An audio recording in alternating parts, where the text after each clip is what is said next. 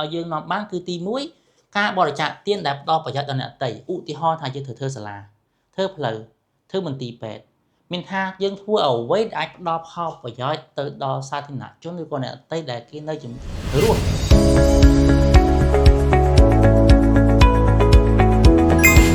បាទសួស្តីបងប្អូនអរគ្នាហ្នឹងហើយខ្ញុំបាទ CEO Tech Justin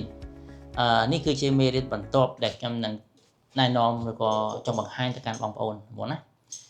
នេះគឺជាចំណុច3ប្រការដែលយើងអាចនាំទៅជាមួយនៅពេលដែលយើងស្លាប់ទៅខ្ញុំមិនបានប្រមាថបងប្អូនឬក៏ប្រមាថទេធម្មតាសេចក្តីស្លាប់មួយនេះគឺត្រូវចាំវានៅចំពោះមុខគ្មាននរណាអមតៈទេបងប្អូនណាបាទប៉ុន្តែថាតើយើងចូលអីបានតែខ្លះនៅពេលដែលយើងស្លាប់អញ្ចឹងបើពេលដែលយើងដឹងថាយើងនៅមានជីវិតយើងអត់ដឹងថាយើងមិនអាចយកអីទៅបានដូចគ្នាយើងកុំលុបលន់ពេកបងណាកុំលុបលន់ពេកហើយកុំអគុណធម៌ខ្លាំងពេកបងប្អូនណាអញ្ចឹងខ្ញុំចង់បង្ហាញបងប្អូន3ចំណុចនេះទី1គឺការបរិច្ចាគទានដែលផ្ដល់ប្រយោជន៍ដល់អ្នកដទៃបាទអញ្ចឹងពេលយើងស្លាប់ទៅគឺមានតែផលបុណ្យហើយនឹងផលបាបផលកម្មដែលនាំទៅទេអញ្ចឹងបើការធ្វើផលបុណ្យអីខ្លះដែលអាចឲ្យយើងនាំបានគឺទី1ការបរិច្ចាគទានដែលផ្ដល់ប្រយោជន៍ដល់អ្នកដទៃឧទាហរណ៍ថាយើងធ្វើសាលាធ្វើផ្លូវធ្វើមន្ទីរពេទ្យមានថាយើងធ្វើអ្វីដែលអាចផ្ដល់ផលប្រយោជន៍ទៅដល់សាធារណជនឬក៏អ្នកដទៃដែលគេនៅរស់បងណាអញ្ចឹងបើគេនៅតែប្រើនៅតែឃើញអ្វីដែលយើង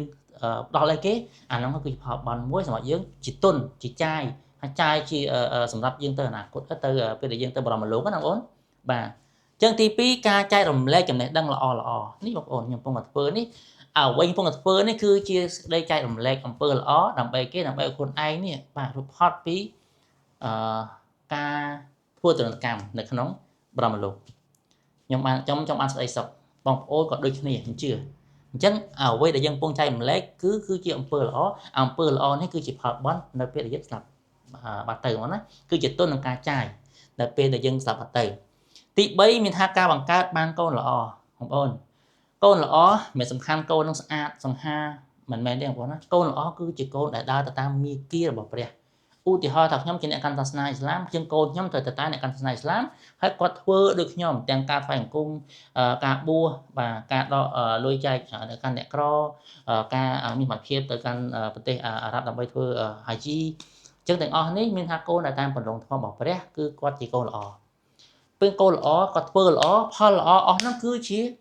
របស់យើងដូចគ្នាតែសារឲ្យគាត់ជាឈាមរបស់យើងគាត់ជាកូនរបស់យើងអញ្ចឹងរាល់ទង្វើល្អដែលកូនគាត់បានធ្វើគឺបានមកយើងដូចគ្នាបងប្អូនអញ្ចឹងចំណុចមួយខ្លីៗគឺខ្លឹមបងប្អូនណា3ប្រការនេះដែលបងប្អូនអាចនាំទៅចាយក៏ជាទុនសម្រាប់ទៅបរមលោកពេលស្លាប់បាត់ទៅបងប្អូនណាអញ្ចឹងអរគុណបងប្អូនមកកាត់អានវីដេអូសង្ឃឹមថាបងប្អូននឹងចូលចិត្តនិងចែករំលែកទាំងអស់គ្នាសូមអរគុណបាយបាយ